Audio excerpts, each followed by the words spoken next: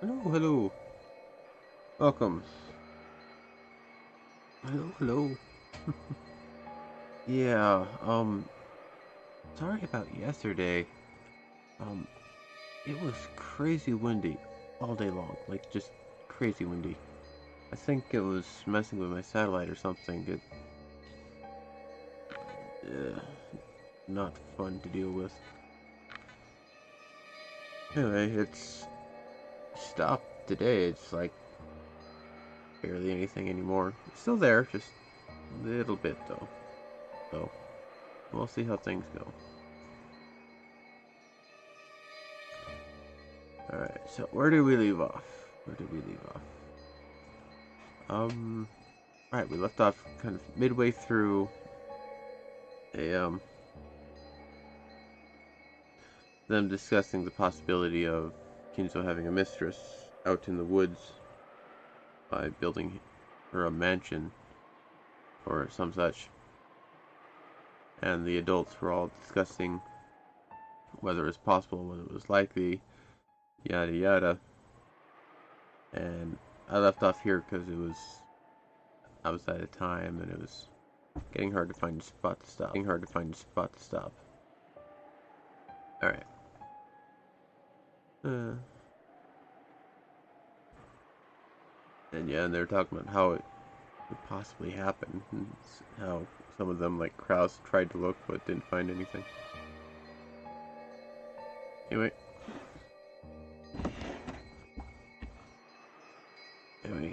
here we go. So, after all, Father's legend of the gold started before he gained possession of Rokkenjima. That'd mean his relationship with his mistress was over 30 years long. How old would that make her? In the worst case, she could be as old as us or older, right? By that age, the body starts to break down. I don't care what the mansion's like. I wouldn't use the word agreeable to describe living in a place where people's eyes can't reach.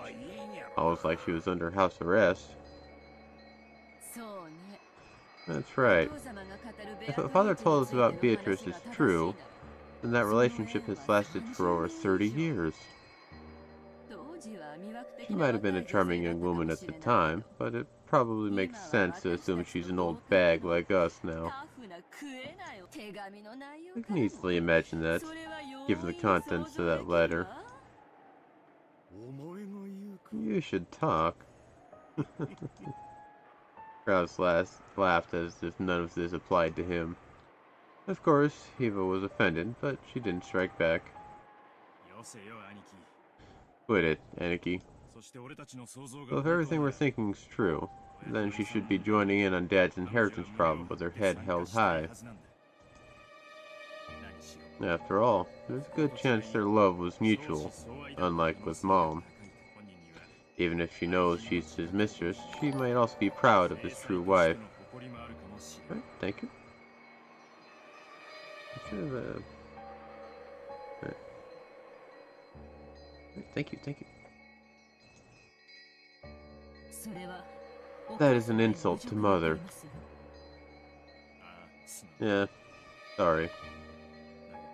However, everyone knows that it was a political marriage decided on by the elders among his relatives. Because of that, it definitely wouldn't be strange for Dad to have a mistress. Oop. My bad. I misclicked off my screen here.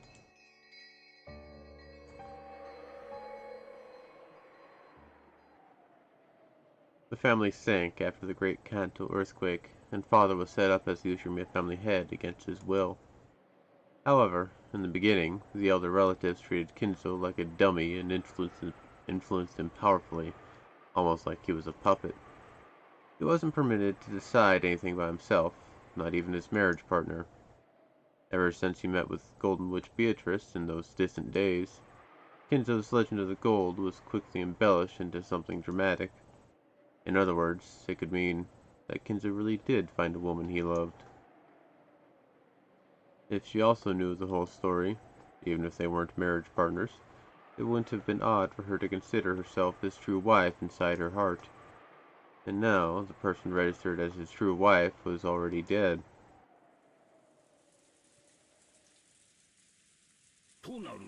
Which means she might feel confident staking her claim, not just for the rights to his assets, but regarding the battle over the headship too. I see. I'm starting to see the purpose of this letter. The headship goes to the one who solves the riddles of the epitaph. Is that what it means? Even if that mistress was added into the family ranking system, she isn't a direct relative of father, so she'd be inferior even to the children. In other words, she'd be one step below Rosa in rank. That wouldn't be a good position to enter the battle for the headship from. I see. So that's it. If someone can solve the witch's riddle, they'll get the headship regardless of rank. In other words, it's the most advantageous condition Beatrice could possibly get, since she's got no chance otherwise. The revival of the Ushimiya family was made possible by the gold Beatrice had bestowed. That was quite a distinguishing service she had provided. She had built that wealth together with Kinzo, so it was natural that she would think of herself as the one who should inherit it. It would also be natural for her to despise the thought of giving it up to the children of the wife Kinzo never loved. How could she be so impudent?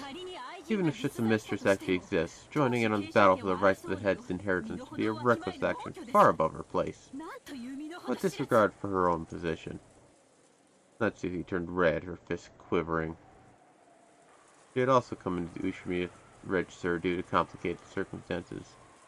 Those who knew that understood more or less why she was so angry for the sake of Kinzo's dead wife. Well, thanks to that reckless action of hers, we all have an even chance now, right? Father has even given it his silent approval.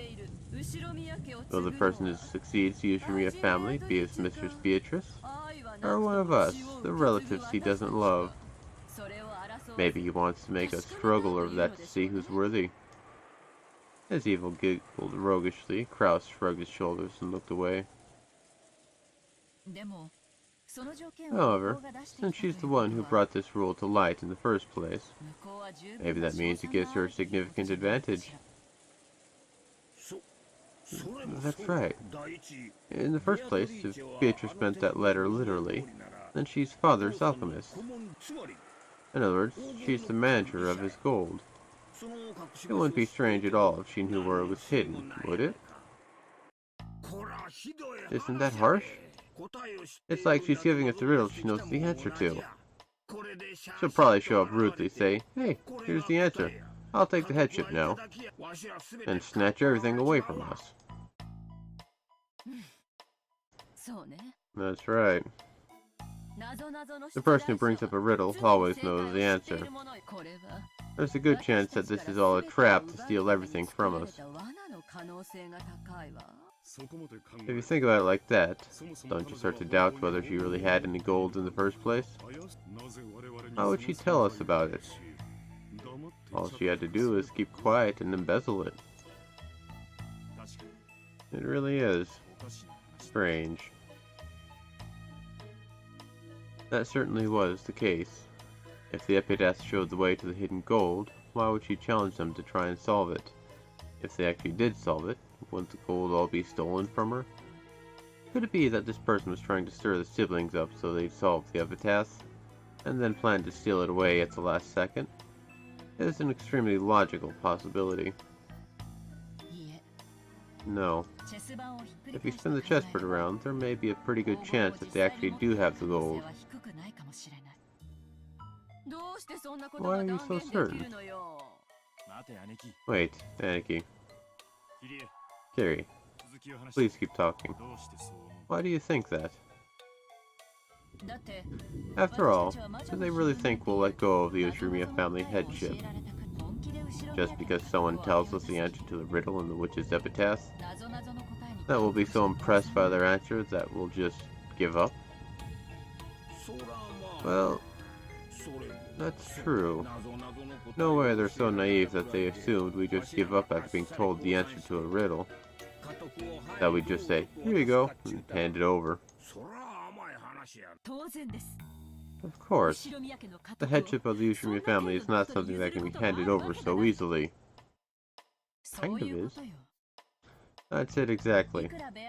No matter how Beatrice might one-sidedly propose a game like this, even if she were to spectacularly show us the answer, there's no way we'd obediently hand over the headship. In other words, unless she has compelling force in the form of challenging us to a game with equal conditions for us all, this won't truly count as a game. You're right. Unless the losers have no choice but to give up on the headship because of a compelling force, this won't really count as a game. So what might this compelling force be? Will they bind us in chains and threaten us into handing over the headship? I see. I get it. They just have to do something to make us want to give up the headship willingly. Yes, I see. To do that, Beatrice would have to own 10 tons of gold. I see. I get it too. In other words, it's a trade? Huh? What do you mean? A trade? Trade what? The Ushimiya family headship for the hidden gold. Beatrice surely plans to tell us the location of the 10 tons of gold, and use that as a bribe to gain the Ushimiya family headship. It's ridiculous. They want to trade the headship of the glorious Ushimiya family for money? That's blasphemy! Blasphemy against the Ushimiya family. Please listen without getting mad. But how much wealth does this glorious Ushimiya family have right now? Are we really that affluent? The definition of affluence is not dependent on property. It is about heart. Our financial situation has nothing to... Krause interrupted Natsuhi as she started to go on and on emotionally. In this situation, the more she went on like that, the worse it would actually sound. Me aside, I hear your current situations are quite unfavorable. Oh, really? I've heard that your financial situation is really bad too. Offering up more and more as collateral for some new money to gamble with. Repeatedly dabbling in new gambles, unable to accept your losses. If we count what's going on behind the scenes, you're in even bigger financial straits than the rest of us. Just how much money have you lost, Nissan? You have no talent. Who are you saying has no talent?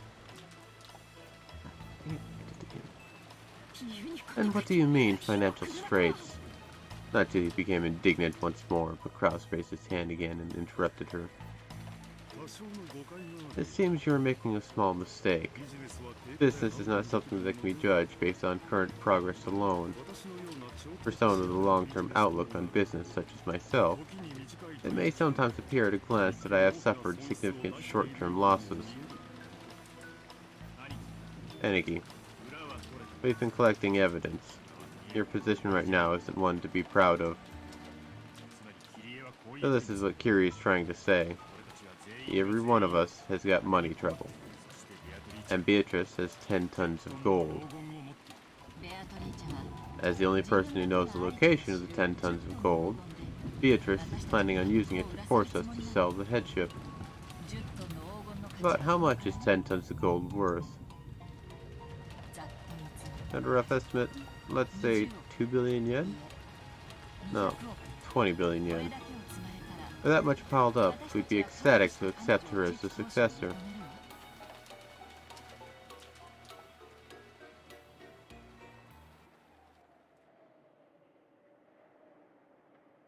Dean returned to silence. In fact, the rain and wind felt even noisier now. It was probably the sound of the windstorm racing through the insides of their minds.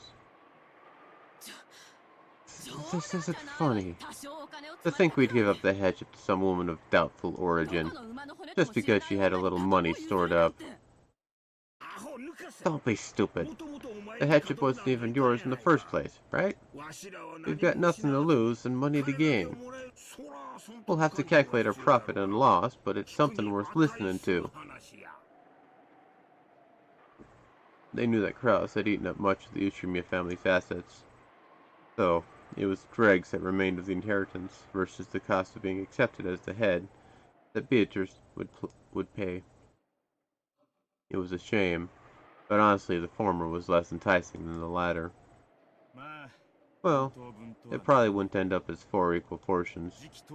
Since Aniki would be giving up his position of successor, his portion would have to be larger. Makes me feel kind of jealous, you know. Dear, the amount of money isn't the problem, right? Their cowardly younger siblings are trying to sell the glory of the Ushimiya family for money. Don't you see? Why aren't you displaying your dignity as the oldest son? Natsuhi, stay quiet for a while. Dear?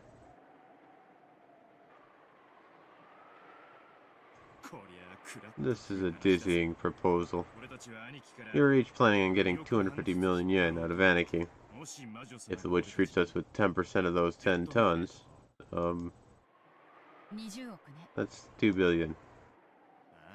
Yeah, that means she's treating us 10 times her original goal. That alone would be more than enough for us. Not like I've got any attachment to the Ushimiya name. I'd be happy to sell it off. Even if 10 tons is a slightly optimistic figure. Slightly. Yes, it'd still be a fascinating prospect for us. We were trying to form an alliance with the siblings to kick this outsider called Beatrice out.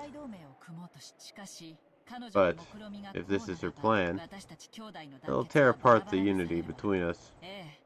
Yeah, by this point we can state it clearly. The goal of Beatrice's letter was to disturb our alliance.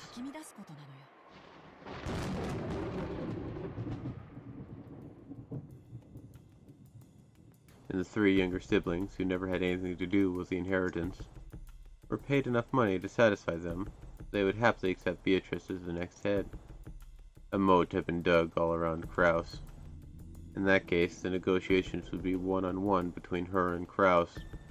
He tried to look strong, but Kraus's financial and political situation was extremely weak, considering entering negotiations, depending on the sum of money involved. In order to bury his losses, Kraus had taken advantage of the fact that Kinzo had shut himself up in his room, and had embezzled Kinzo's personal assets. Therefore, when Kinzo died and the inheritance was distributed, Kraus' situation would probably be investigated. But if he gave up his seat as the head to Beatrice, he would also receive rights to the assets, and as a result, the distribution of the inheritance to the siblings would not occur. In other words, Kraus's embezzlement might not have to be made known to the other siblings. Of course, the siblings were frightened of Kinzo, but it was doubtful whether they still actually respected him as a father. By this time, they each had their own families, their own wealth, and their own allies, their own lives. I really need to fix this chair. If they were paid enough money in exchange for Rokkenjima, the wreckage of Kinzo's dreams, there was a significant likelihood that they'd relinquish the Ushimiya family name. In other words, Beatrice's victory was already guaranteed in this game. Not as the winner of Beatrice's game, but as the winner of Kinzo's game. Kinzo once ordered that the epitaph be put on display, and until today, no one has solved it. But Beatrice solved it. In other words, this is less of a game and more like Beatrice's declaration of victory. However, Kiri still thought there might be a catch. If this was a declaration of victory, Beatrice would only have had to display the gold openly and state her intent to buy the inheritance. And yet, she had gone to all this trouble, telling the siblings to try and solve the epitaph. Why did she set up this new game where she agreed to hand over all the gold and the inheritance to the epitaph solver? Kiri tried spinning the chessboard around several times. He searched for the sort of ideal strategy Beatrice might be after. Something that could lead to this kind of thinking. In the end, she reached a single conclusion.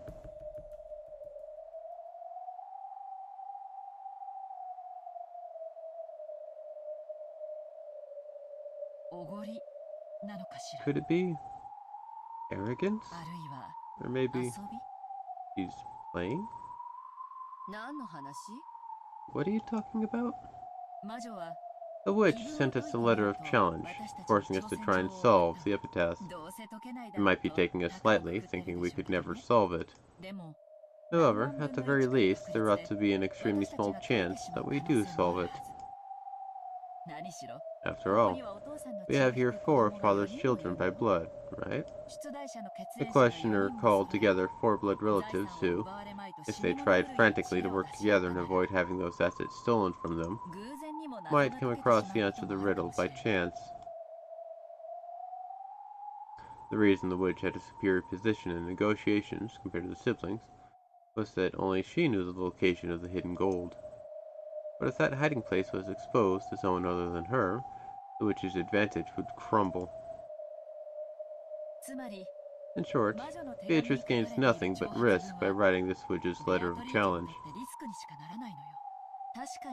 Of course, it might have had the effect of splitting apart the siblings' alliance, but if that was her only goal, why would she take this risk, however slight it might be? That seems reckless to me. But if we keep in mind a certain type of emotion, that risk becomes comprehensible. And you're saying it's arrogance? Yes, that's right. When people have an overwhelming advantage, they tend to get arrogant. And when they do, they want to show off that advantage to the losers. So they sometimes take on small risks. A moderate amount of risk adds a little spice to the joy of victory. It'd be boring to win without any risk. I understand. I like that kind of thing too. Yeah, I understand it well. I thought of a few plausible explanations for the true motive behind Beatrice's letter. But I think this really might be the truth. The emotion hidden behind that letter was arrogance. Arrogance. She's trying to throw her weight around, looking down on us as if there's no way we could figure out such a difficult epitaph. It might even be possible, if surprising, that the epitaph wasn't written by Father, but by her. Sounds great. Solve the riddle of the epitaph, she says.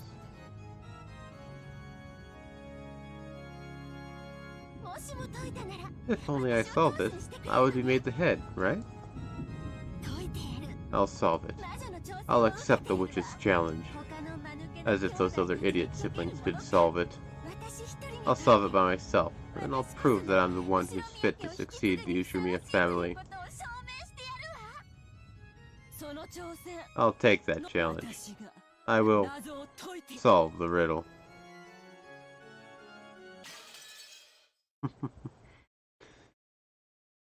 Good luck. You'll need it. You haven't been able to do it for what? 6 years now or so?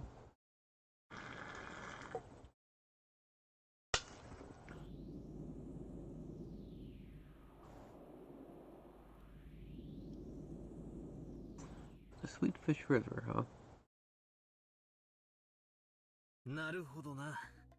I see. So she's not a witch, but a mistress named Beatrice, who lived on the island. So, there could be more than 18 people. Which means I can defeat the line of reasoning that says any crime impossible for all 18 people must involve magic. That's a big scoop.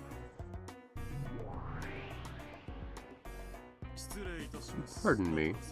Butler-sama, would you like some black tea and cookies?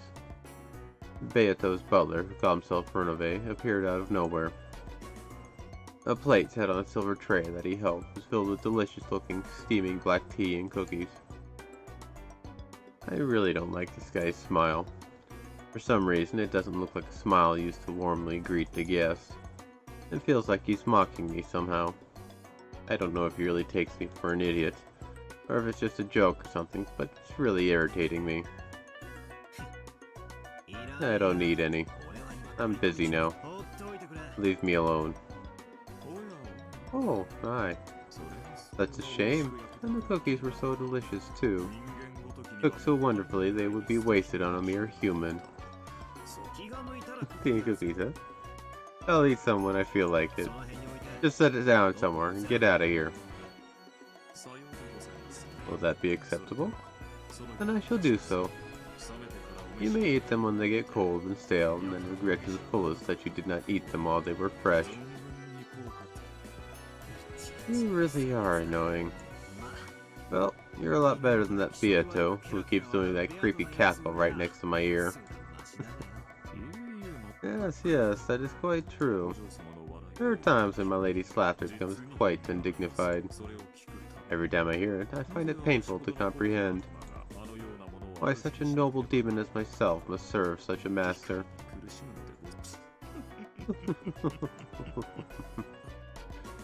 Man, you're weird. If you don't like it, then couldn't you just not work for her? And yet, to continue serving is furniture's joy. If we do not serve, we would hardly be furniture. Setting that aside, how has the game been proceeding? Just now, you seem to have found some useful information that quite pleased you. Well now, I wonder what your shallow wit has conjured up. As Renove mocked me and giggled, he followed my earlier words literally and placed the black tea and cookies in a random spot nearby. In any case, it appears you are now more confident in the existence of a 19th person, yes? Would you be gracious enough to allow me to hear your opinion? Yeah, sure. I'm just gonna say it again in front of Beato anyway. No reason to hide it. Basically, it looks like there's a hidden mansion somewhere on this island, and that grandfather had his mistress living there. All sorts of tea and cookies today, apparently. Well, Thanksgiving today, so might have some for me too, but a bit later. So, the question that's been torturing me about whether there are 18 or 19 people can be easily resolved. You have driven yourself into a corner because of the dead end that you yourself have created. Even though you deny the witch, Battler-sama, you hold a double standard and refuse to accept that the culprit is one of the 18. What kind of cookies? What kind of tea? The easiest way to deny the witch would be to suspect one of the 18. It isn't easy to gather alibis for every one of them. You always find at least one person with a fragile alibi. I could probably continue to deny the witch forever if I just use that person as a scapegoat. However, I refuse to do that. It's useless. It's all useless. Every one of those 18 people is either a parent, a relative, or a cousin to me. And those reliable servants who are sometimes serious and sometimes fun to be with. I won't let myself use any one of them as a scapegoat. In the past, my resolve wavered. That's how Beato hit me where my heart was weak. Accepting and understanding one's own weaknesses. It is not something that can often be accomplished.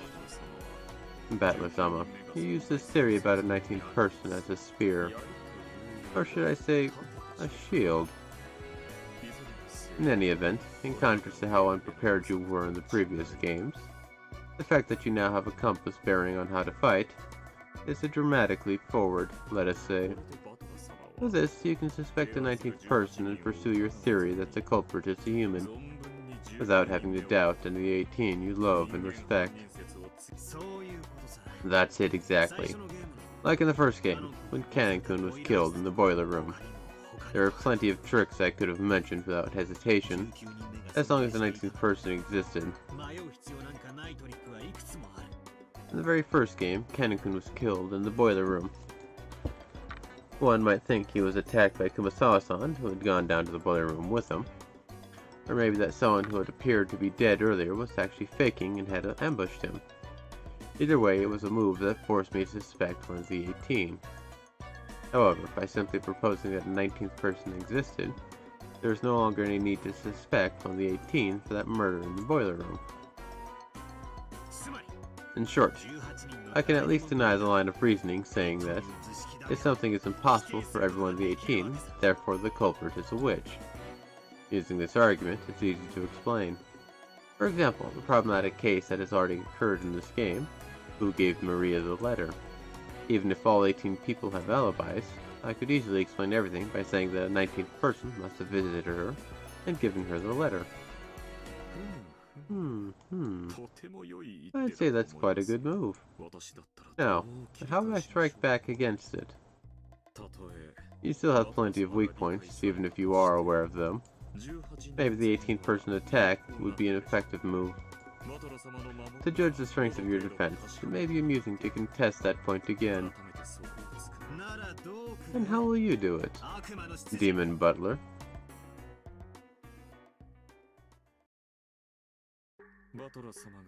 I believe it would be appropriate to ambush the piece representing this 19th person that you mentioned. Butler-sama, you have never met this 19th person, yes? Would you please show some proof that this 19th person exists? How naive. Of course, I knew you'd probably try that move. My. Please respond to it. Witches and demons and the like, there's no more fitting move for you guys to use. It's one of those devil's proofs. When you try to make some claim that humans like us, we always counteract by telling you to show some proof, because that's a human move. But I'm fighting with a witch. I'm taking part in a battle with someone who isn't human, and some moves exist that can only be used in a game against a witch. There are cheap moves, and that's what this devil proof is, because it's impossible to prove. Not quite. Let's assume that there's a hidden mansion on Rokkenjima, separate from the Ushimi family mansion, and that a woman named Beatrice lives there. In order to prove this, one must find this mansion and actually bring Beatrice out of it. That's called actual proof in the human world. However, if we follow the rules of the devil's proof, you can't deny that she exists, even if there's no proof that she does, because it's impossible to prove that something doesn't exist. That's right, I'm finally able to turn the tables using this devil's proof, which tormented me so much before. Those guys were always trying to force me to accept the existence of the witch with it.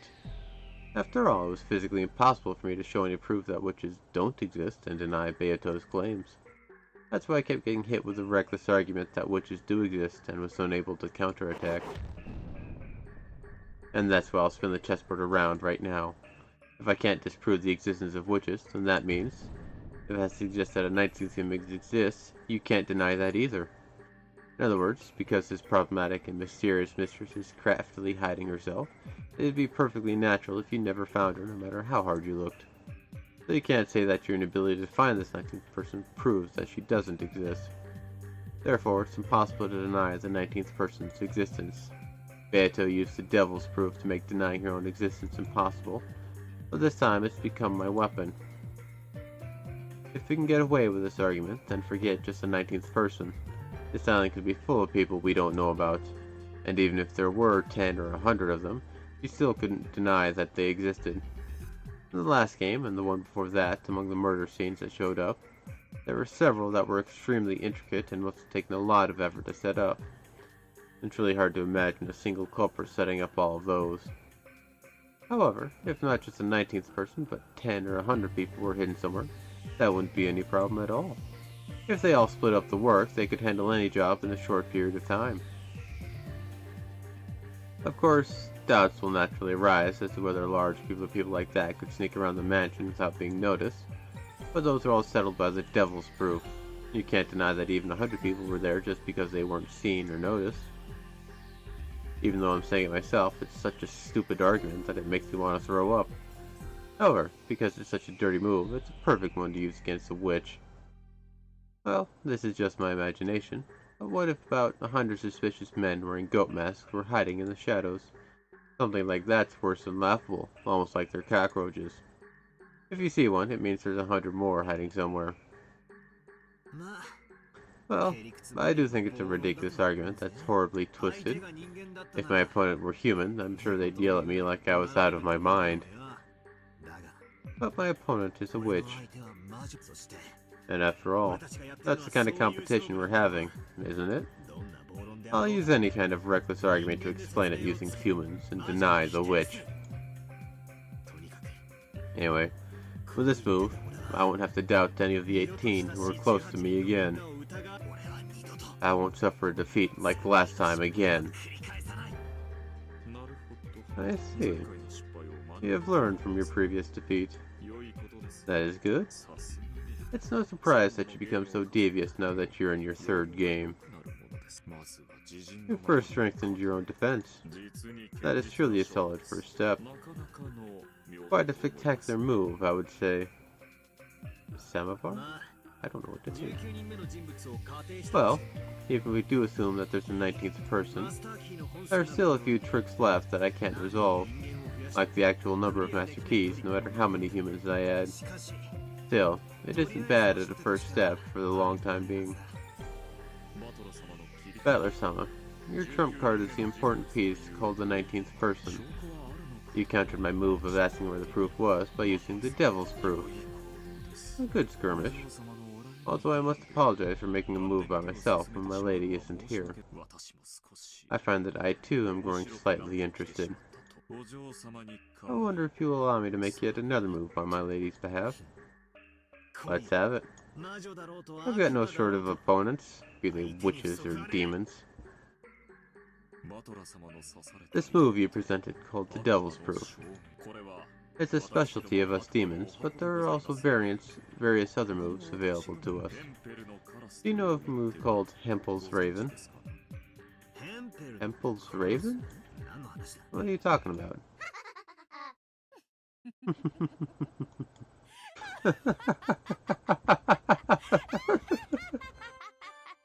Just then, that enraging laugh I've heard so many times started echoing.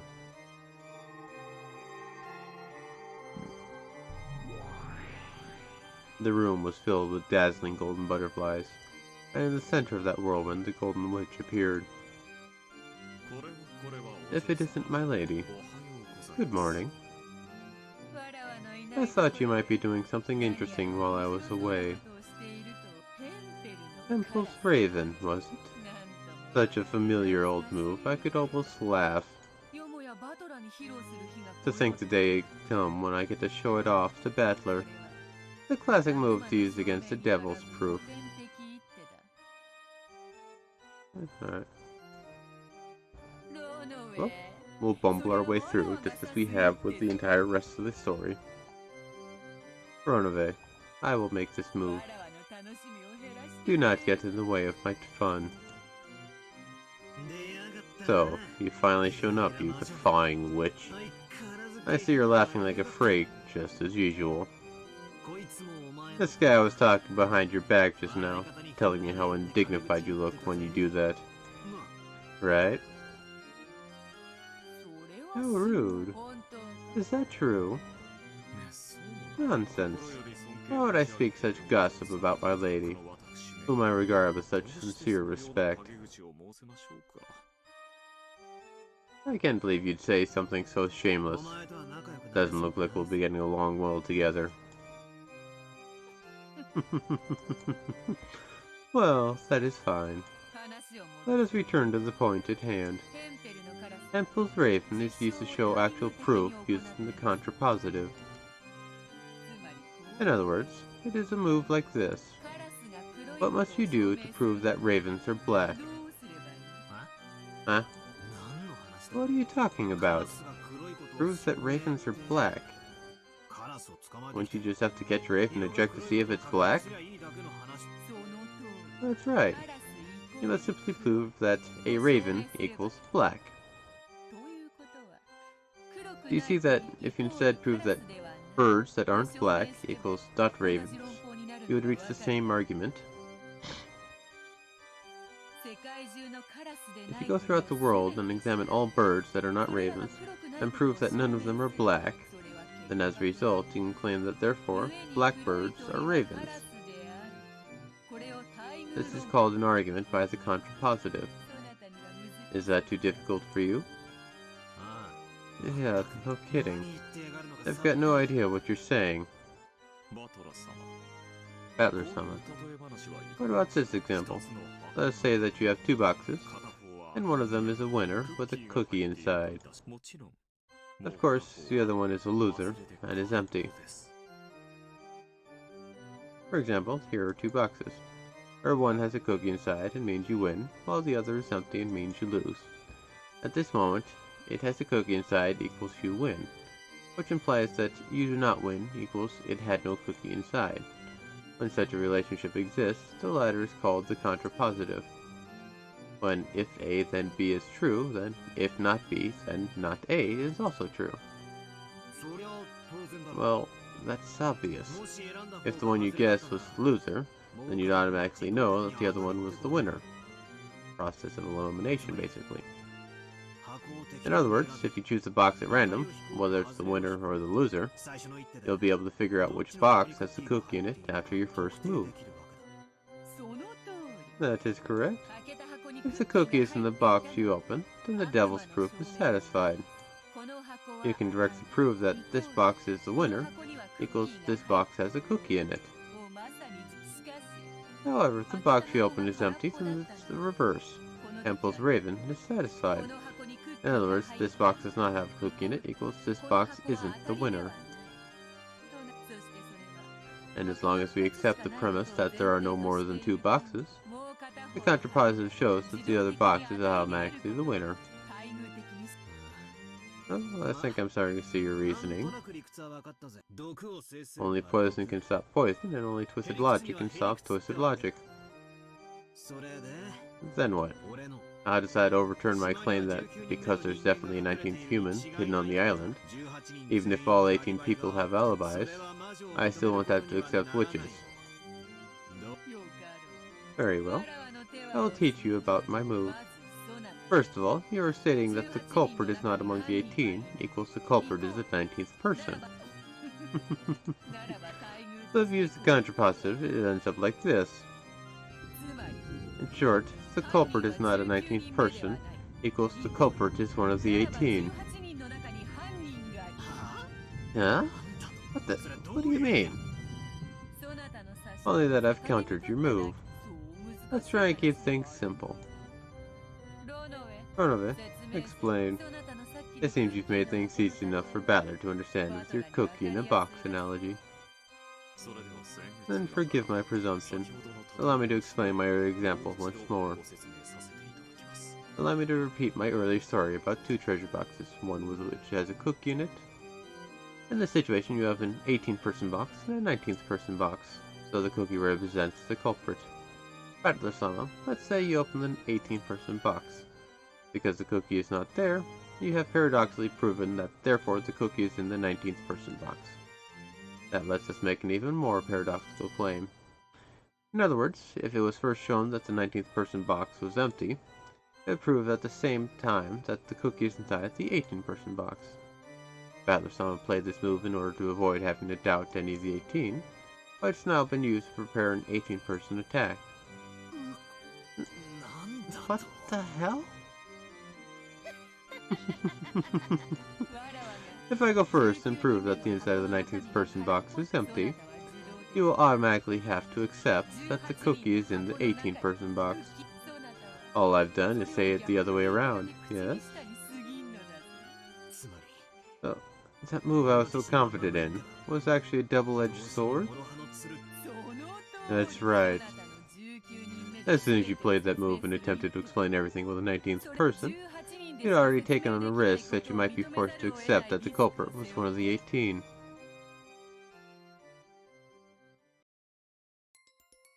I see. Temple's Raven. So this is a countering technique?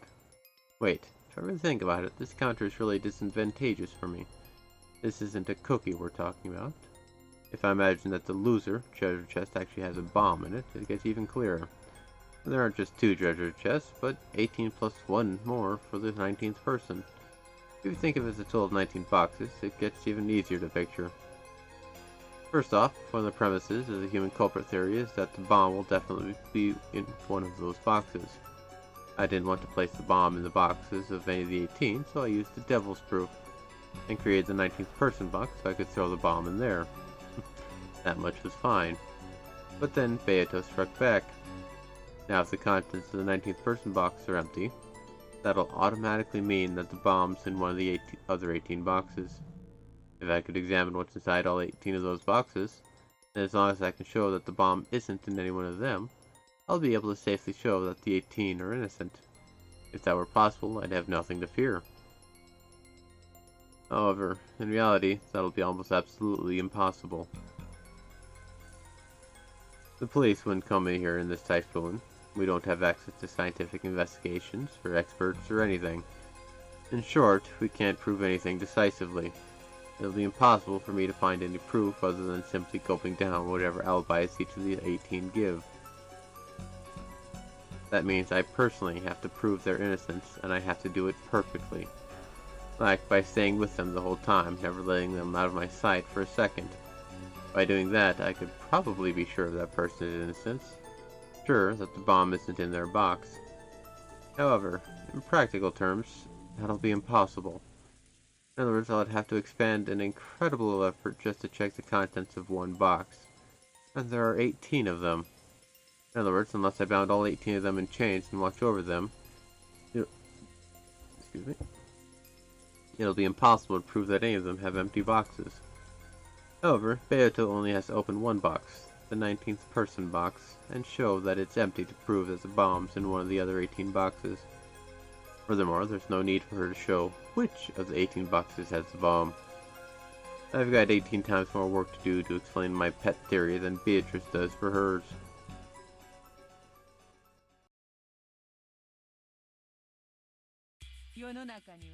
When a devil's proof exists in the world, it takes a vast amount of effort to argue against it, and there are many cases in which it is impossible to do because of the situation. However, Temple's Raven turns that problem around, and makes it possible to prove things easily. By using Hempel's Raven, various reckless arguments become possible to prove true or false. For example, let us say I make the position all humans except me equals foolish. Normally, I would have to examine all of humanity except myself and show that they are foolish. However, in reality, it would be impossible to investigate billions of people. It's just the same sort of effort you need to open all 18 boxes. However, by using Hempel's Raven, the contrapositive of that position would change into this. If you, to use your phrase, turn the chessboard around on that claim that all humans except me equals foolish, you would have to do nothing more than prove that not foolish equals me. And what do you think that means? As soon as I know the fact that I am wise, I'll be able to show in an instant that every one of the billions of people in the human race is foolish. In less than a second, I could finish proving that the entire human race is more foolish than me. It truly is the strongest and fastest QED in the world. This Hempel's Raven.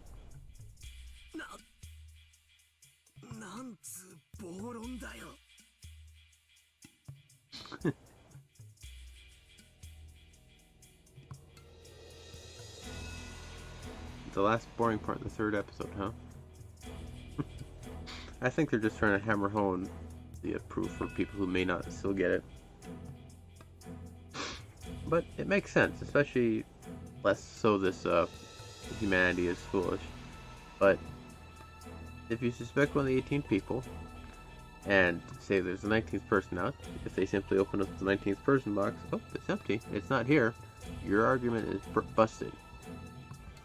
It's basically proving a devil's proof the other way around. What a ridiculous argument. It is a very, very convenient move. Not only demons, but gods also use it. When they propose that the blessed equals servants of a god, the contrapositive is, a human is not a servant of the god, equals he must not be blessed. In order to prove that servants of gods are blessed with divine protection, they only have to bring ill fortune down upon those people who don't receive such protection. So, by bringing misfortune down upon those who don't believe in them, they prove their blessedness. An enormous cost is required to give humans happiness. However, it takes a lot less to bring humans misfortune. But by using Hempel's raven, gods are actually giving believers the joy of divine protection for cheap. You demon. It's a demon's argument. That's crazy.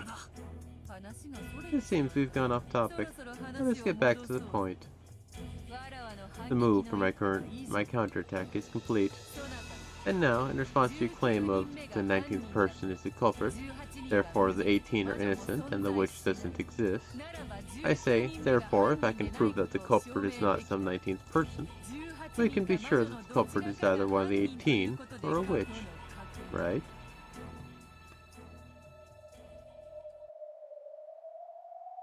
For a while, I just stood there, shocked, completely forgetting to close my mouth. Just when I thought I'd countered one of their strong points, their counterattack had been this reckless argument that I couldn't possibly have anticipated. Is this gonna be impossible after all? To continue denying the witch on an island with no more than 18 people, and still believe in the innocence of those 18 people? Is that just a delusion? Am I just trying to escape reality?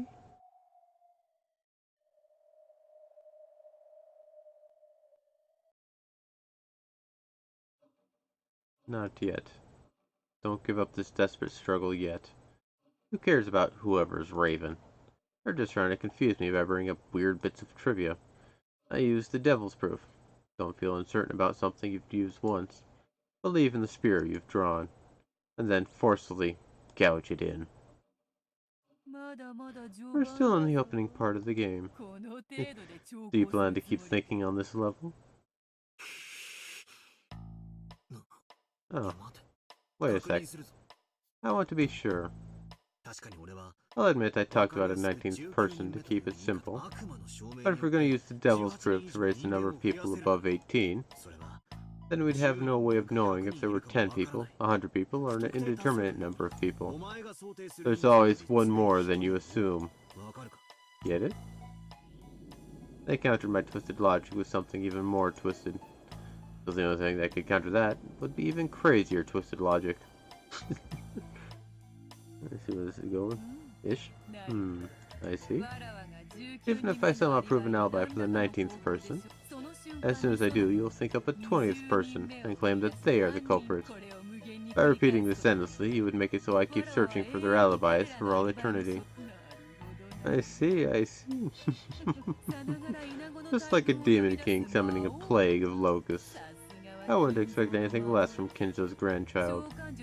It looks like you have been gifted with a talent in summoning. In short, it's impossible to always prove an alibi for each person X outside of the first 18. How do you like that, Beato? Now that I know we're having a battle with twisted logic, I won't lose. How foolish. Who do you think I am? I am the Endless Witch. The thought that you could challenge me endlessly is just absurd. Endless control means that I am able to kill endlessly. When your 19th person folds, you will summon a 20th. And when your 20th person folds, you summon a 21st. And when your 21st person folds and your 22nd person folds, you'll summon a 23rd person, a 34th person. A ridiculously numbered person. Did you think you'd have me at your mercy for all eternity? I laugh at infinite regress. The infinite doesn't work against me. Well then, how will you kill my endless? Just try and show me.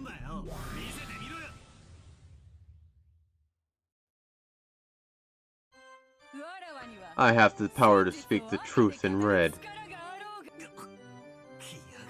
Here it comes. When I speak in red, it will contain absolutely no illusions.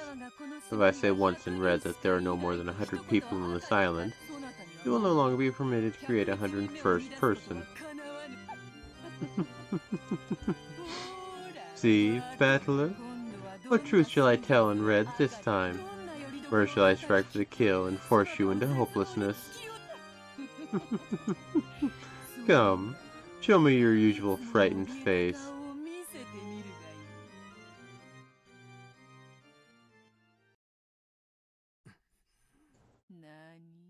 What? Why are you laughing? I wanted a kind of creepy look I had on my face as I laughed right then. That red sure is scary. Every time it jumps out, I'm driven into the depths of hopelessness. But I've already realized something. There's no need to be overly afraid of the red. You've brought out your trump card again. So, how and for what will Beatrice-sama use the red this time? Oh? What do you mean by that? Suddenly looking so relaxed. Sorry, I was waiting for you to take out that blood-red treasured sword of yours. Let's see, what do you proclaim in red this time? You aren't going to say the culprit was one of those 18 people, are you? Be careful, since that'd mean self-destruction for you, right? That'd be the same as throwing away your own witch theory yourself. A complete resignation. That's right. Red wasn't always a weapon that worked in Beato's favor alone. It was the other way around. If she used it the wrong way, it was dangerous enough that she could bring about her own death. If she used it carelessly and said something that ended up denying herself, that'd be exactly the same as self-destructing. Of course, it'd be sad and difficult for me to accept if you told me in red that one of the 18 was the culprit. No matter who the culprit actually was, I'd definitely have to deal with some tough emotions. But before that, it would mean your defeat. Saying in red that the culprit is a human is equivalent to your proclamation of resignation. If you wanted us to finish each other off in a simultaneous clash, I'd say that's a pretty interesting move. However, this particular battle will end in my victory. Beatrice's red was her true trump card. When that person speaks in red, it's definitely the truth, and no amount of proof or counter-arguments can change that. Until now, she's used that to severely wound me, and each time the tiny foundation supporting my heart gets split in half. However, if she uses it carelessly, then I can also glean a little information about the truth. In the last game, I used that to my advantage, especially during the chapel's closed room trick, and I was completely got her boxed in at one point. But she was pretty sly herself. She learned from experience, and since then she started using discretion in the timing of her red. This feeling of tension was almost literally like a battle with real swords. This is a high-level intellectual battle. No, not an intellectual battle. This really is twisted logic. This was the world's craziest and worst battle of twisted logic. Quite arrogant of you, aren't you? Okay, now it's time to hear your plan. That's right. To use your Hempel's Raven, first you'll have to confirm in red how many humans there are other than 18. After that, if you proclaim in red that none of the people in this group are the culprit, that's right, that might be a fatal wound to me. I'm surprised that you no longer have even an atom of fear for the red, which once terrified you so much. You're quite resilient. Try taking it out. That treasured sword, that trump card of yours. This time you might be able to make me surrender with a single stroke, right?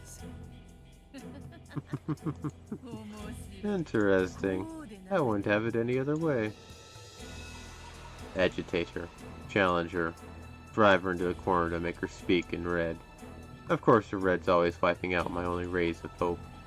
But don't be afraid of that. On this island, overcome with falsehoods and illusions, the only thing I can trust is the information she speaks in red. It's my only way across the chasm of hell. Just a single tightrope. Her merciless blood-red blade is the only way I can survive. This isn't just walking on a tightrope, it's like literally walking on the edge of a blade. Of course I'm afraid, because my victory condition is the denial of witches. Then, to use your contrapositive logic, the culprit must be human. But I didn't want to search for culprit amid the 18. That's what made me stick to a weak position, since I had to claim both that it couldn't be a witch and that it couldn't be one of the 18. Last time, I was unable to understand that, so that's where she hit me, leaving me tattered and defeated. But that's okay. Let her hit me. Let her attack. No problem. Someone said it once in an old sword-fighting movie, that a good fortress has one, and only one, intentionally weak point. The enemy would gather there. They would be lured there, and that would be where the actual battle took place.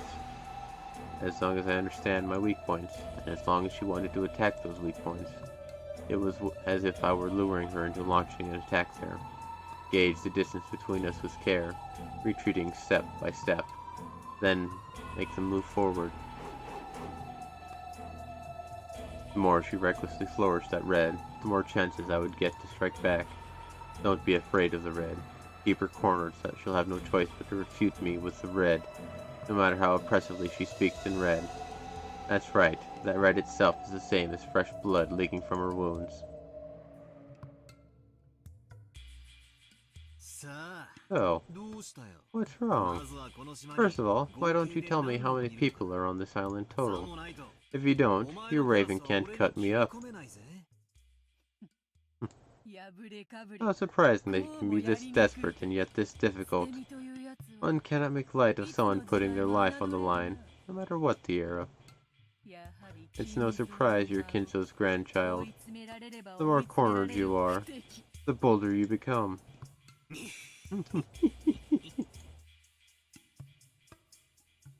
Ronove cleared his throat. It appears to be a stalemate. That black tea I worked so hard to make is getting cold, my lady. Ronove, who was supposed to be her ally, roguishly rushed her into making her next move.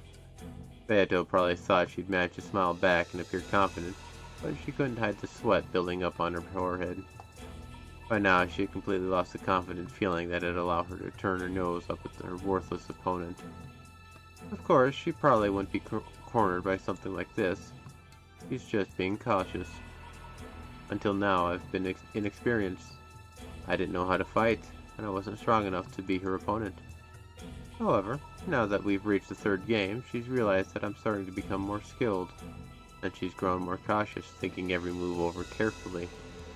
Sure, that's just fine, Beatrice. Sorry to keep you waiting. Are you happy now? Now it's starting to get interesting, huh?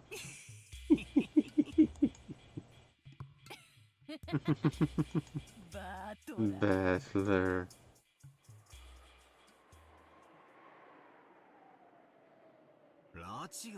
This isn't getting us anywhere. Then, should we get to the heart of the matter and go with the usual? Oh? The usual, you say? Then by all means. If I don't hear you say that, I guess I won't feel like starting. The first move was mine. Here we go, Beato. Repeat it. On this island, there are only 18 people. If I hear you say this in red, I'll have no choice but to suspect one of the 18. I won't be able to say a 19th person did it, so all doors will be closed to me. However, I believe the culprit definitely isn't one of the 18. There's no way any of those 18 could commit such brutal murders. I'll say it again. Repeat it. On this island, there are only 18 people. I refuse. I won't say why. I had avoided what would have been the worst red for me. If she'd repeated that, I'd be faced with those two worst choices of accepting the witch or suspecting one of the 18. Like last time, all over again.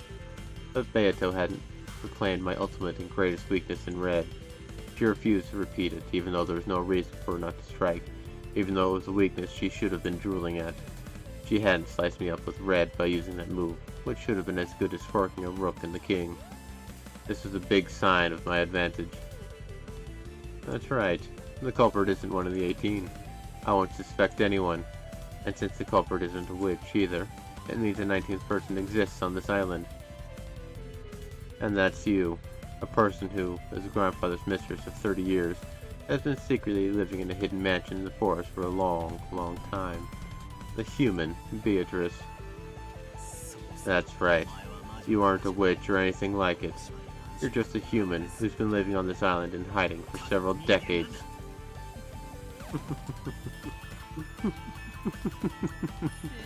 So you just call me the Endless Witch who's lived for over 1,000 years a human?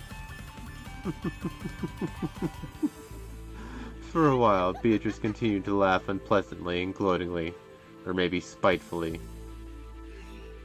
Are you ready? I'll keep going.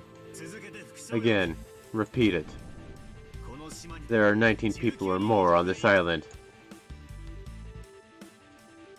Beatrice fell silent once again. She'd probably remain extremely cautious as long as confirming the number of humans on this island might give her some large disadvantage, depending on the situation. The red has already become a foothold for my counterattacks. Now that we know this, it makes the red very risky for the witch. But if she couldn't repeat her Hempel's Raven wouldn't be effective.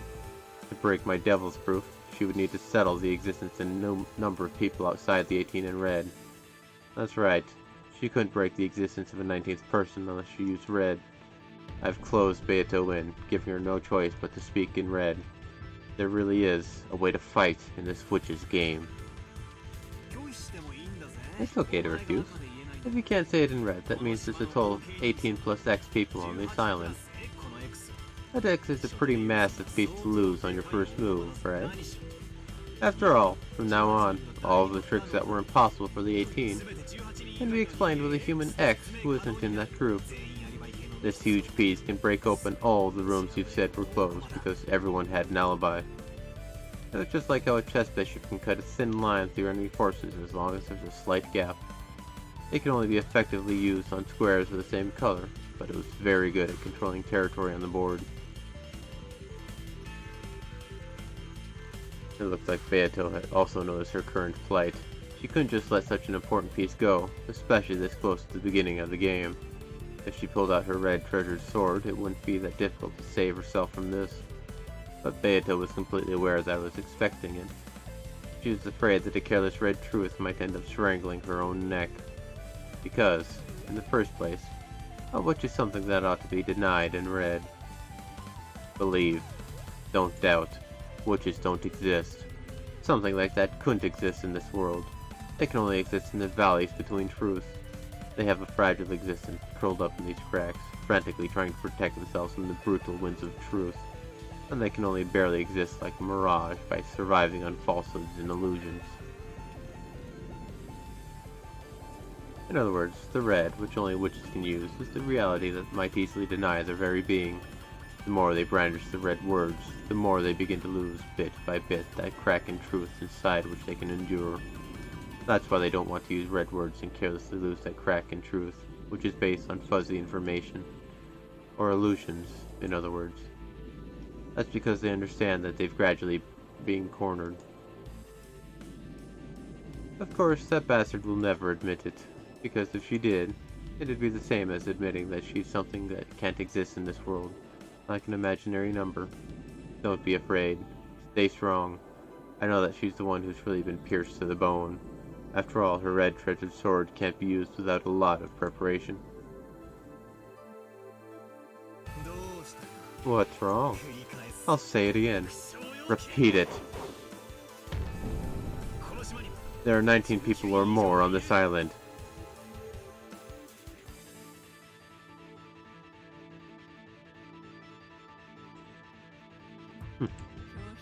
I refuse. At the end of Beato's worrying, she took a single deep breath and quietly announced her refusal. I thought she... Which means that, from now on, I can create as many fictional characters X's outside of the 18 as I want. Do as you wish. I refuse to repeat what you have told me. Isn't that enough for now? The reason for my refusal is... No, I won't tell you yet. Anyway, you'll know soon enough. Selecting tough, I see. Choosing not to use the red is another way of using it. You called it my red treasured sword. A pleasant metaphor. I will use it too. A treasured sword is at its best when it's sheathed. In fact, there are times it can instill even more fear because it is sheathed. That's right. As I fight, I always have to keep in mind whether you might spin everything around with those red words. It's some pretty serious pressure. And there are also times when you make things pretty tough by refusing to repeat after me. Those times, I can't tell if you can't repeat because my guess was right, or if you're just misleading me and letting me flounder about. If you think of it that way, yeah, it's a sheathed treasured sword. So what? I'm going to push you off a cliff anyway. Best to let you climb a bit higher first. We've still barely begun. Much is left to come. I'll resign from this challenge. Go and get drunk on your faint victory for now. But only for now.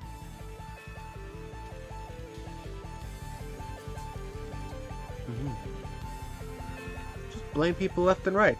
Some imaginary person over there, they did it. It was the culprit, the accomplice. They're the ones who did it. Practically speaking, the early part of the game ended with her being a sore loser. Even so, I couldn't relax my guard at all. That tension didn't fade one bit, until I was greeted by the sound of Runove's applause. Spectacular, Battler-sama. Perhaps you have started this game with an advantageous development. Who knows? I still don't know whether I've taken the piece by my move, or whether she guided me into taking it. After all, knowing you probably know I'm being led into a trap, and that clapping is just you mocking me openly, right? How could you think that? I am innocently celebrating your ability, which has enabled you to take one shot at my lady, even though it is only the first round. In any event, my lady is a person who is quick to become arrogant. I believe that a little encouragement such as this can be good medicine every once in a while. This butler of yours sure has a vicious tongue. He does, doesn't he? Sometimes he ticks me off as well. My, how incredibly rude of me. Well then, my lady, Battler-sama, how would you like some more black tea? The game has still barely begun. Please allow me to prepare all the tea and snacks needed to adorn this game. I ask that you continue your game without any reservations. I will. Let's move forward. Now is when it really starts. Very well. Let us advance the clock. Runaway. Black tea, please. Certainly. How about a cookie? I don't need one. Give it to Beelzebub to keep her happy. Remain silent for now. While listening to the sound of the demon butler pouring tea, the witch closed her eyes slightly and fell silent. For some time she was deeply lost in thought, but eventually a roguish glint came into her eyes.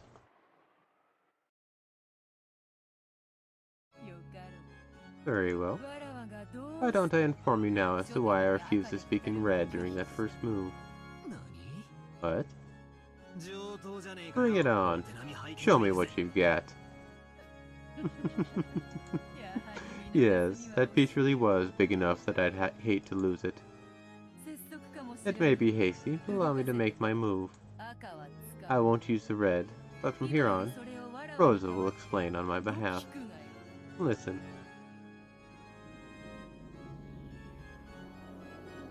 Rosa, huh?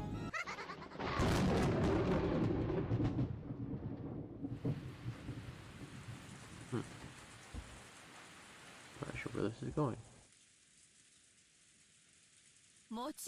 Of course, I think the same way. Rosa does too, right? Rosa? Huh? Sorry. Me too. I think that too. What's wrong, Rosa-san? You've been really quiet for a while now. Are you feeling sick? From the beginning, Rosa has never been one to cut in on the siblings' fights. But even so, she seemed unmotivated, and had said almost nothing during this night's conference. The whole time, she had hung her head and appeared to be thinking of something else. You've been in a daze for a while now. Do you think you can protect the inheritance like that? You're also the mother of your child, so get a stronger hold of yourself. Yeah, I'm sorry. Over, you say? Did you wake up really early in the morning? If you feel sick, you shouldn't overdo it. The beds in our guest rooms have been prepared. How about taking a rest? I will guide you. No, I'm fine. Thank you. What is it? Is there something you're worrying about? No, not really. Is that so?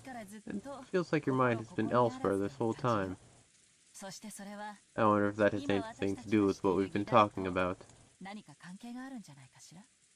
At those words, everyone stared at Rosa together. As if in response, Rosa's shoulders quivered. Apparently, Kiri's guess hadn't been wrong. Rosa couldn't deny it either. No,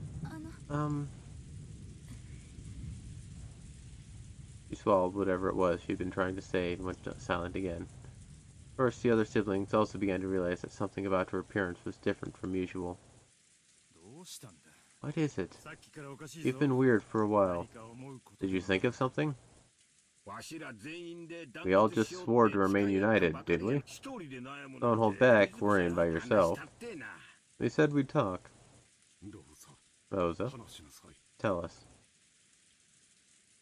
The men pressed her one after the other, and Rosa confessed resignedly and nervously. The atmosphere made it seem as though she was confessing to some modest prank, which had inadvertently brought about a serious situation. No, this mistress of grandfather's, this Beatrice,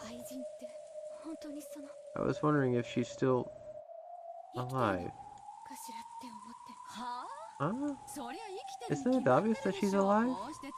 After all, she was able to send that letter to us. Whether she's in good health or not is a different story, though. The woman in that portrait must be getting up there in age by now. I'd say she's healthy. People who are crafty when it comes to money stay healthy no matter how old they get. Her evil plan might even be the best rejuvenating agent. She shouldn't be alive. Huh? What did you just say? Beatrice is dead. I killed her. What did you say? What do you mean, Rosa?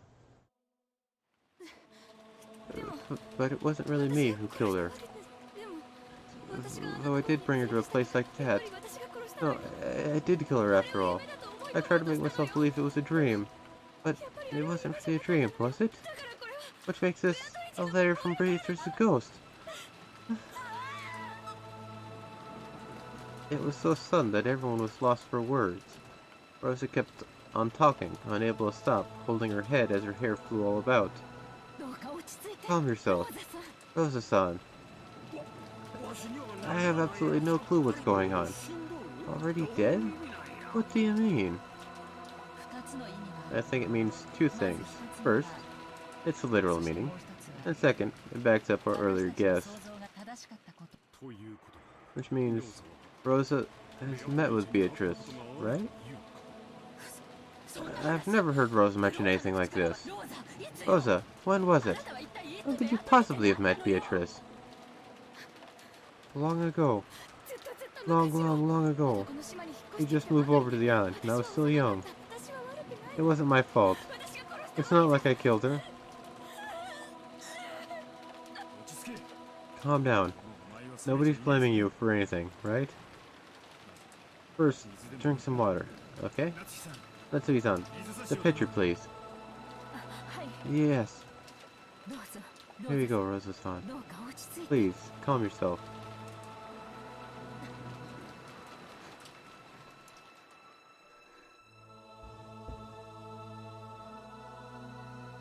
Until Rosa was able to calm her ragged breathing, no one was able to speak a word.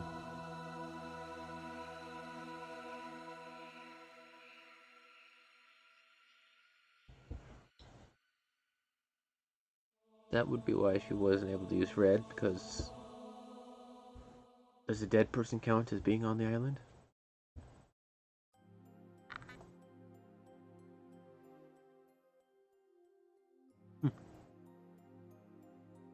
But when could Rosa have...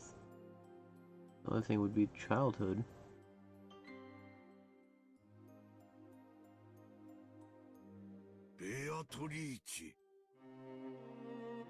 Beatrice, I have been calling to you for some time now. Did you not hear me?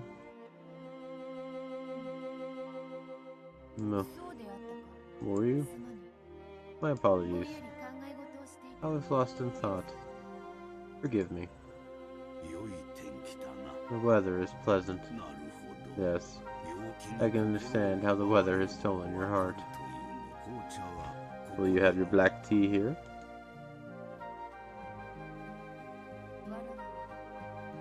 Who am I?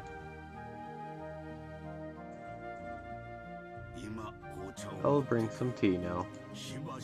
Wait here for a while. Forget about the tea. Talk with me. Very well. Kinzo has used the excuse of getting black tea to try and interrupt the conversation for the time being. But his attempt had been very transparent. I sat in the garden chair and beckoned Kinzo to do the same. Kinzo sat down heavily, exaggerating his age. For a while we sat and appreciated the silence. Who am I? Until today, no one has answered this question. For some reason, everyone averts their gaze and evades me.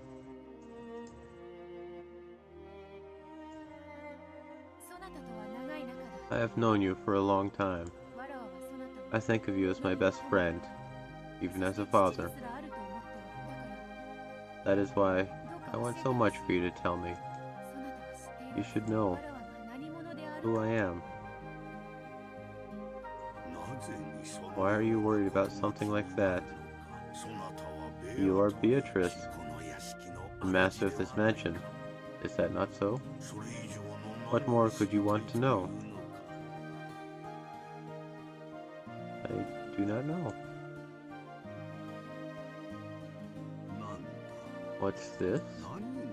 Don't you even understand what it is you want to know? How mysterious. In one's youth, there are times one wants to play in the maze of thought that has no exit. Perhaps that's what your worries are.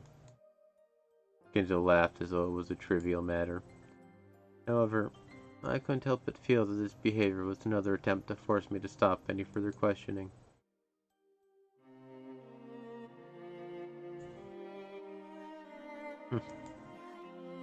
So you won't tell me, after all. There is nothing to tell. You are Beatrice. Isn't that more than enough? No, that's not it. What I wish to know is not my name. I want to know who I am. Who am I? What am I? How long have I been here? And how long will I have to continue my days here? I really should bring some black tea. Don't you think it a waste of all this fine weather?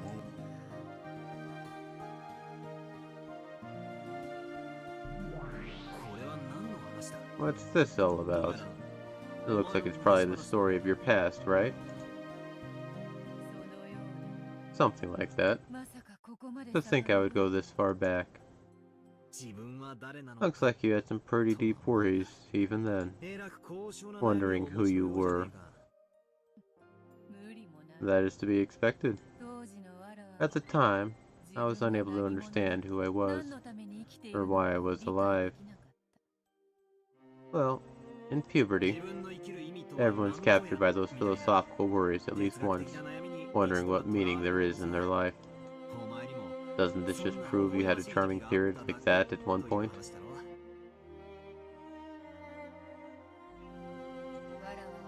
I'd been in that mansion since the time of my birth, and I lived only inside the mansion.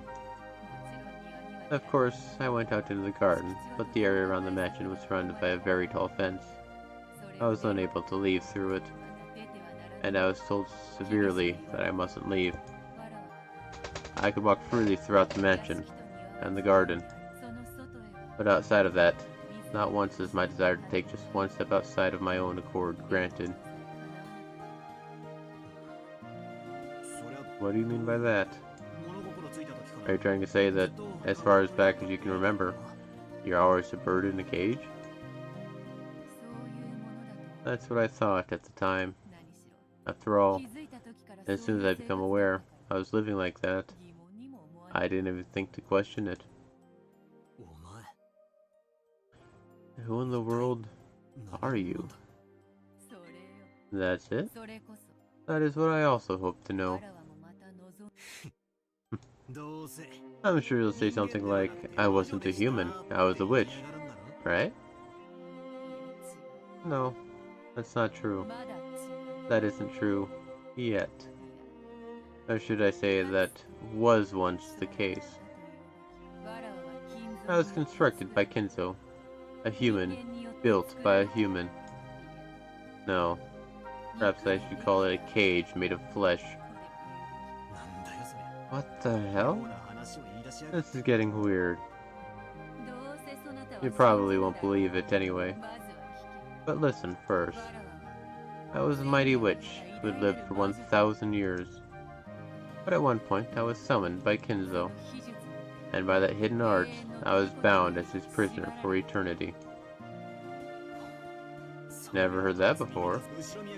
From what we heard in the Ushimiya family, you were summoned by grandfather. Made something like a devil's contract with him, and gave him the gold. Indeed? That is correct? Then, I was supposed to vanish until the contract was complete. But, well, popular women have it rough. By some turn of events, Kinzo fell in love with me.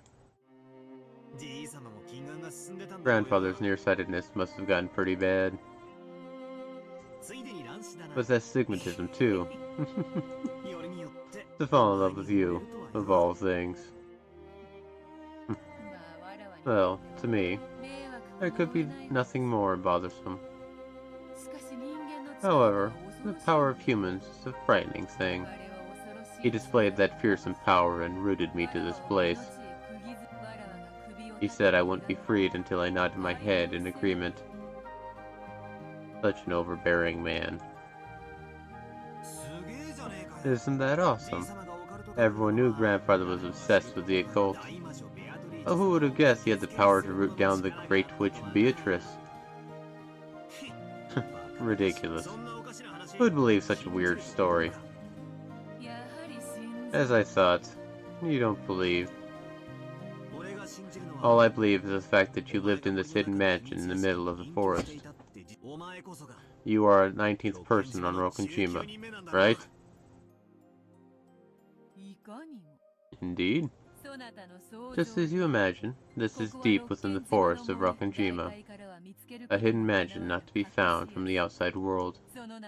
Its name is Kuadorian, Nine Birds Retreat. Come to think of it, I heard the guest house real name was Torayan, Visitor's Retreat. I see, the naming sense is similar. So, you were grandfather's mistress, who lived here in secret. Isn't that right? Mistress isn't the right way to say it. You should probably call it Kinzo's unrequited love. I spoke of it just now, correct? He fell in love with me of his own accord. He then courted me, but I rejected him. Then, I was shut up in this hidden mansion. No, that's not quite right. It would be more correct to say that I was shut up in this body. I've got no idea what you said at the end there. You'll just make fun of it and refuse to listen, right?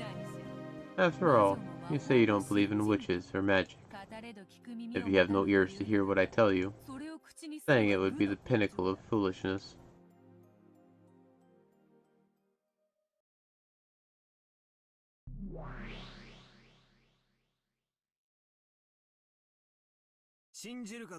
I'll decide whether I believe or not.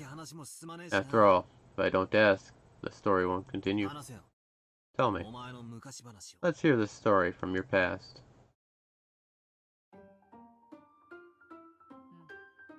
Very well. I refused Kinzo when he courted me, but he was not a man to lose heart at something like that. He wanted to make me nod my head in agreement, no matter what. He shut me up in this mansion and spent an eternity trying to win my heart. Talk about overbearing. Guess no one likes obstinate men, huh? Regardless of whether I responded to his courting or not, having a man so desperate for me was, well, as a woman, it wasn't so unpleasant. However, I never accepted his proposal. I tried to find some way to break through his guard, but that barrier was firm, and I couldn't crack it. And then,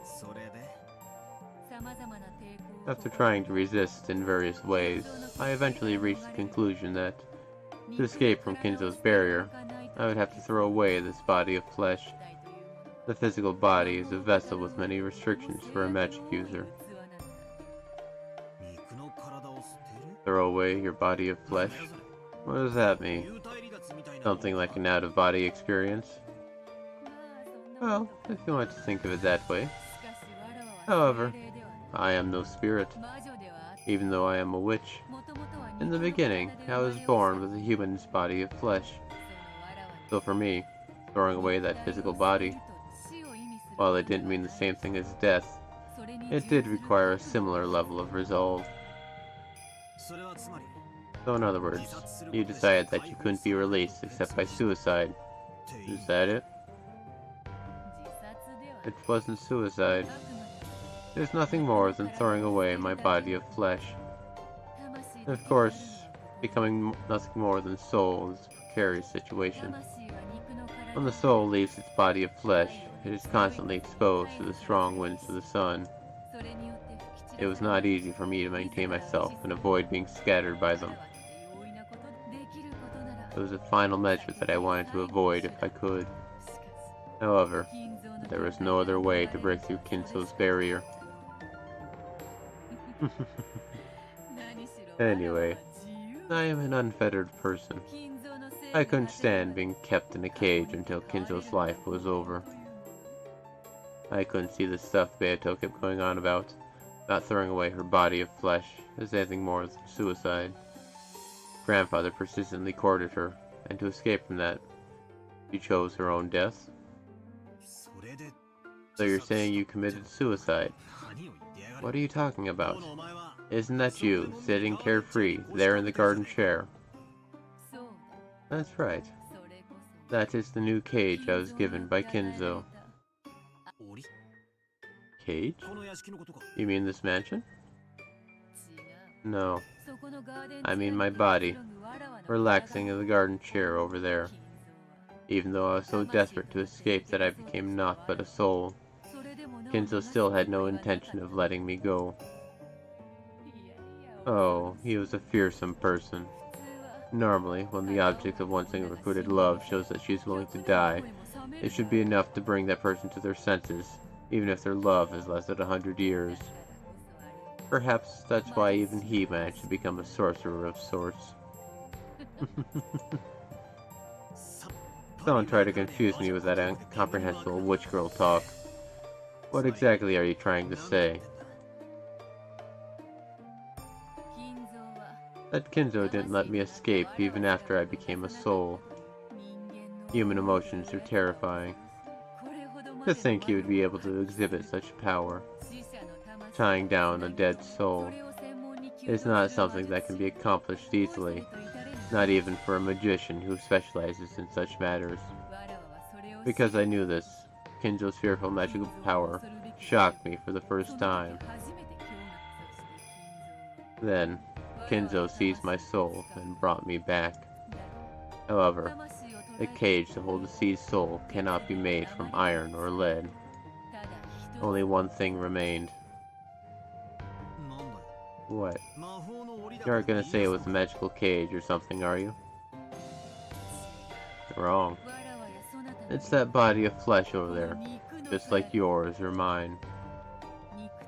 Only a cage made of flesh and blood can tie a soul down to this world. Kinzo shut my soul up in a cage of flesh built to be exactly like me.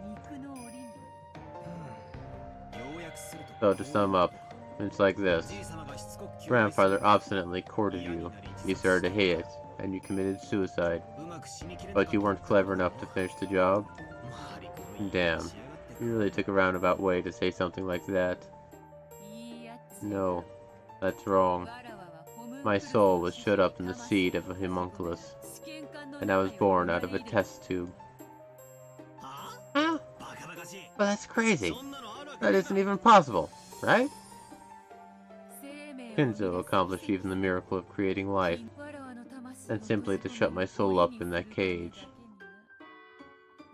That he would show such magical power simply because of his own love. A thoroughly terrifying person. It's already gotten pretty ridiculous. Say whatever you want. I don't believe anything. Just do what you like. What's with this unpleasant attitude?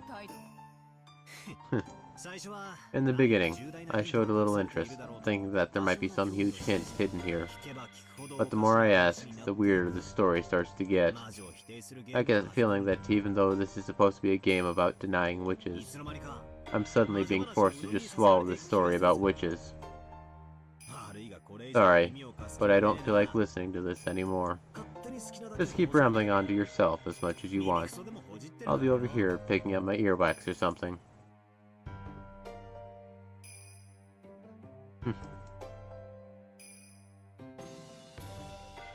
When I started acting cold, Beato seemed unusually discouraged. Of course, her expression was still shameless, but in that really easy-to-understand expression of hers, I had the feeling I was able to catch a glimpse of loneliness at my failure to find the story of her past interesting. For some reason, that subtle reaction made her seem pitiful, so even though I kept my careless attitude, I decided to cover for her slightly. Damn it, even though she's an irritating witch, I'm still weak against her because her chromosomes are XX. That's sexist. Well, I've got absolutely no desire to believe you, but keep going. Let's have a bit of story instead of a tea snack. So you treat the story of my past like little more than a snack. Do you expect me to just casually tell you when you insult me like that? After I made fun of her, Beato acted a little sensitively. It looked like, even though making fun of people was her specialty, she was horrible at being made fun of by others. Just then, my black teacup suddenly made a sound, surprising me. My lady's soul was seized and breathed into a cage of new life. In other words, my lady received life as a human once more. Before I realized it, the demon butler had taken my cup and was adding more black tea to it. Ronove, enough of that. This person just said it was too ridiculous to be worth listening to. Well, he's too ridiculous to be worth talking to. I'm baking some new cookies right now. Until they're ready, I thought you might find the story of my lady's past to be a perfect substitute for a snack.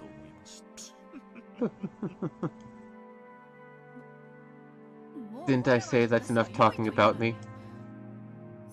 Such unpleasant people, the lot of you. I'm leaving. Run away. Serve my food and then go. No pointless chit-chat with Battler. Certainly. I'll make an effort. Beato's short temper, peculiar to women, which I didn't really understand, took hold of her, as she turned her body into gold butterflies, scattered and disappeared. After that, only Ronove and the scent of the black tea were left. I feel kind of bad, like I pissed her off or something. Probably just a bit. As long as you're aware of it yourself, I need say nothing more. Wait a sec. Weren't you the one who struck the finishing blow? My, what could you mean by that? How would you like some sugar and milk?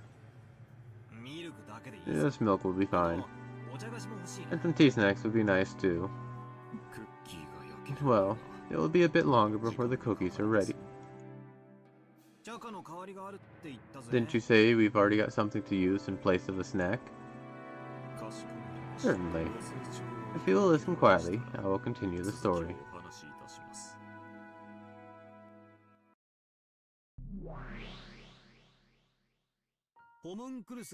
She said something about a homunculus. I know a bit about that. It's that thing, right? A manufactured human created with alchemy or something. Yes. My lady's soul was shut up in a homunculus, and she was revived into this world, receiving life again as a baby. However, because she was a baby, any professions of love on Kinzo's part would have been quite useless. You aren't saying that grandfather shut that baby up in this hidden mansion until it grew to reach the same age as she'd been? Correct. That is what I am saying. However, while her soul was the same, a human spirit is strongly influenced by its container. My lady lost all her memories of the past and grew up as a very normal human girl. Are you saying that's the Beato sitting in the garden chair? Yes, that is correct. It grew to be completely identical. However, it did not possess her power as a witch. My lady was completely human. Beato, who was sitting in the garden chair looking up at the sky, voiced that same question again. She asked who she was. The meaning of those words was finally starting to click. She couldn't understand why she was living here, all locked up. Grandfather had seized Beatrice's soul, shut it up in a body of flesh, and then shut that up in a hidden mansion.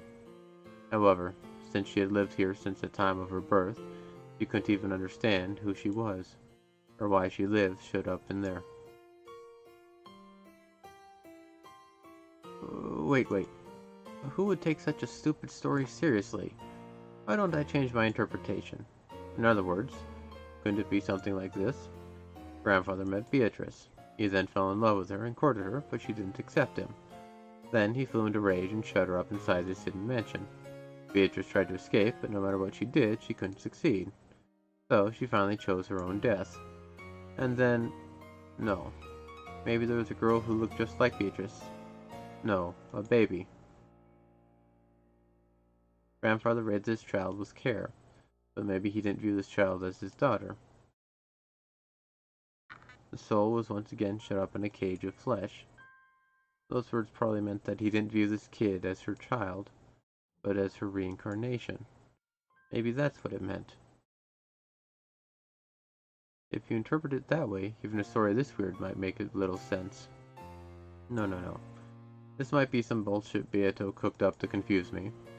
As if I could accept any of this. In the first place, Kuadorian, was it? There's no proof whatsoever that a hidden mansion actually existed. Couldn't this be something she just fabricated on the spot?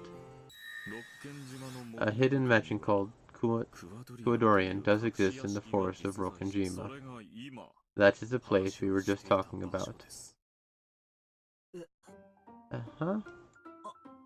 Red?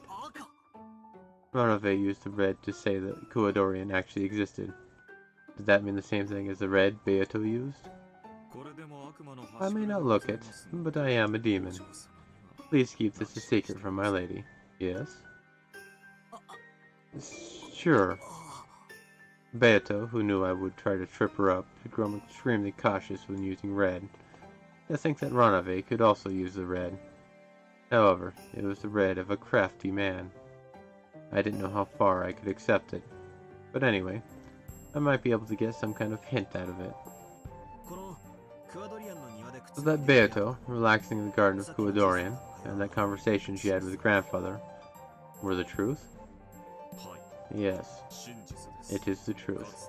In the past, the pair actually had a conversation like that in this place. Thanks a lot. I'll ask for some more, Red. You said she was born from a homunculus. But does that kind of unscientific magical thing actually exist? I am unable to answer that question. After all, doing so would cause a stalemate. A stalemate? What does that mean? It's a chess term referring to a state in which, similar to a perpetual check, any further progress in the game becomes impossible. This would be the opposite of an endless repetition of moves, because all moves would disappear, and it would bring about a kind of deadlock. In chess, this would lead to a draw, just as a perpetual check would. However, there can be no draws in the game between you and my lady. Therefore, I am unable to answer questions that would bring about a stalemate. You obviously want to confuse me by saying incomprehensible stuff. But simply put, you're trying to dodge a question because you can't use a red to say that something magical like a homunculus exists, right? If I were to say in red that a witch exists, what would you do, Bather-sama? Whether or not I believe that is what our whole fight's about, right? If I was told that point blank, it'd be game over. If I said a witch exists in red, you'd have no room for argument. However, since the reason would never have been made clear to you, Bather-sama, you probably wouldn't accept it. However, after being told that in red, you would have no room for argument, and would not have been shown any proof. In this situation, even though you wouldn't be able to admit defeat, you would have no way to make a counter-argument, and it would become a deadlock. Even though checkmate would not have been reached, there would be no existing moves left. Since you would not be able to play your next hand, it would never become my lady's turn, and the game would stop there for all eternity. As a result, my lady would be unable to force you to submit. That would be a deadlock situation. In order to avoid that, I am unable to answer questions of this nature in red. So, to say it quickly, you're saying point-blank questions are prohibited. Well, that's true, I guess. If I were told a witch exists, I'd have to give up from the start. I'm pleased that you understand. I believe we might be able to work together if you ask your questions in a different form. Can you help me with that line Beatrice dodged when I told her to repeat it? About the number of people on this island. If my lady held back on repeating it, then of course I cannot respond. As my lady's furniture, I am unable to be too forward. Ornave made an exaggerated gesture trying to act like a loyal retainer. This guy is so shameless. Just when I thought you might actually be useful. I'll give up on that and search for a different question. That's right. I was forgetting to check something important. This is a story about Beato's memories, right? When did it happen? It couldn't be happening right now, right? Correct. This is the world of 1976. The world of 19 years previous.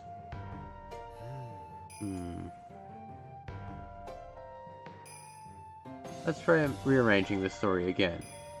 I wonder if it couldn't be something like this. Grandfather fell in unrequited love with a person called Beatrice.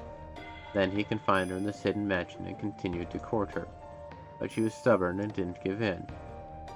Eventually she grew pessimistic about being able to escape from here, and probably committed suicide. And then, her soul was put in a homunculus and... No. If I accept that, it's the same as accepting the witch. I can interpret that part like this. She probably had a posthumous daughter. Grandfather must have believed that her soul had been placed in a new physical body, and might have thought that the child was the reincarnation of Beatrice. That means that at least 19 years ago, Beato existed on this island as the 19th person. I'm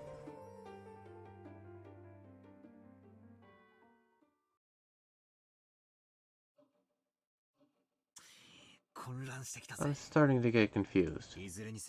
Either way, we can't do more than speculate.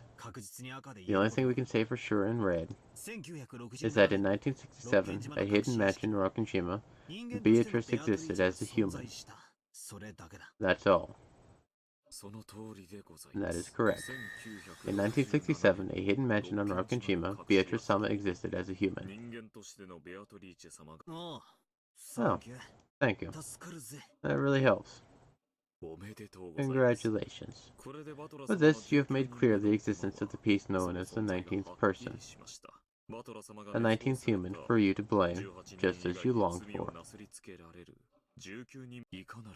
A sacrificial sheep upon which you can shift the blame of any crime. How amusing that it happens to be my lady. Ronove laughed indiscreetly. Somehow, I didn't like how he put that, so I didn't feel like laughing along with him. That's right. There's that thing Aunt Rosa said. Beatrice is dead? I killed her? What did that mean? As for that, it may be faster to see the actual circumstances rather than listen to me tell you. Let us advance the clock a little more. Ronove pulled a stylish pocket watch from his pocket and touched the watch stem.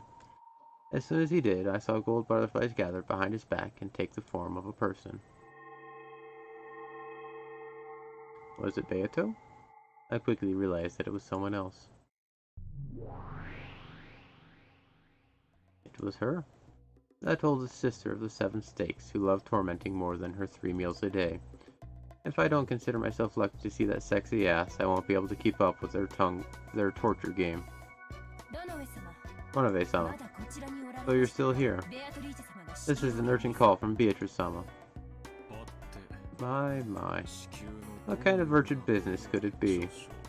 It seems my chat with Battler-sama has run a tad long. Oh then, Battler-sama, if you will excuse me, please continue to enjoy your game with my lady. Yeah, I'll enjoy it as best I can.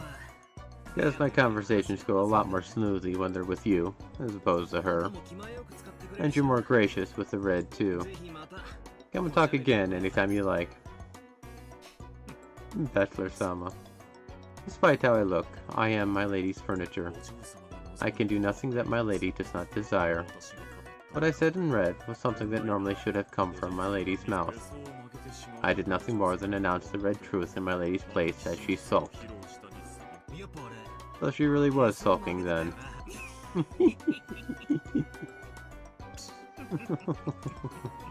Seeing me and Ronove incomprehensibly hitting it off, that steak Nei-chan cocked her head curiously. Ronove-sama, we are keeping Beatrice-sama waiting. Let us hurry. Yes, I shall go immediately.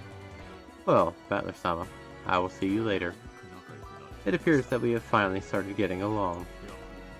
As I thought, I have the feeling we'll manage to become good friends. Sure, if you mean partners at gossiping behind Beato's back. Ronove-sama. Yes. If you will excuse me. Maybe she didn't like seeing him act so friendly with me, or maybe she really had been told to hurry. When the steak Nei-chan let out a thunderous cry, Ronove laughed frivolously and disappeared, as if running away.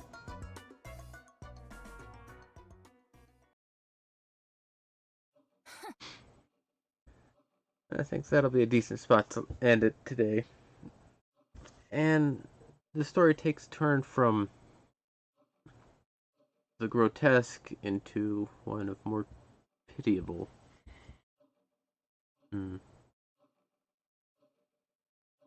if we take that story as a non-magical example, Battler's conclusion is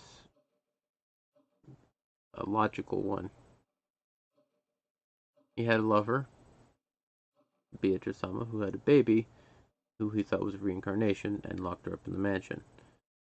That seems, if all that stuff is true, what they said, that seems a logical line of reasoning. Which is kind of sad. Really sad, actually. This story is going all over the place, man.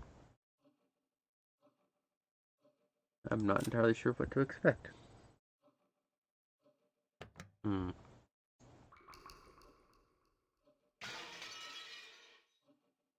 don't know. Hmm. Anyway, that'll be it for today. It's Thanksgiving today in America, so I wish you guys all a happy Thanksgiving, even if you don't celebrate it. Have some turkey or have a good meal at the very least for you guys. Hmm. This is a very interesting story. Thanks for being with me and bearing with me with some natural and technological and all sorts of issues. Okay. I'll be here tomorrow, Friday, so be sure to watch it for that one. Anyway, I'll see you guys later.